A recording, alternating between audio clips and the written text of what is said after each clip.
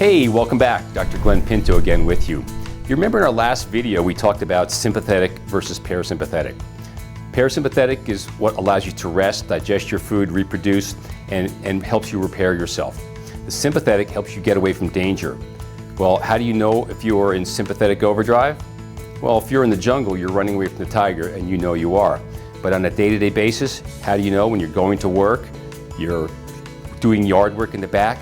You know that by your posture. Slumping posture is the classic presentation when you are in sympathetic overdrive. If you want to see how that affects your nervous system, try this. Sit up straight, squeeze your shoulder blades together like this, and see how good it makes you feel. And now, slump forward. Let your shoulders hunch, let your head come forward, and see how it makes you feel. Now, not only will you look bad, but it'll also affect how your nervous system works too.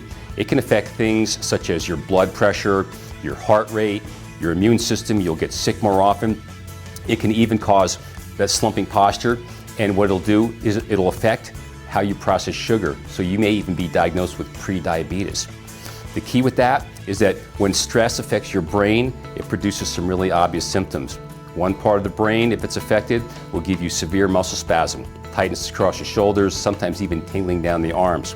If it affects a different part of the brain, it can actually affect your hearing mechanism. You can be very, very sensitive to noise.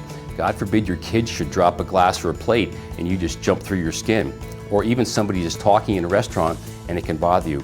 The other part of the brain that can be affected by stress will be vision. You'll be sensitive to light. I can't tell you the number of people I see inside wearing sunglasses. I can tell just by looking at them that they have sympathetic overdrive. So the key that we'll be looking forward to in the future is what you can do about that.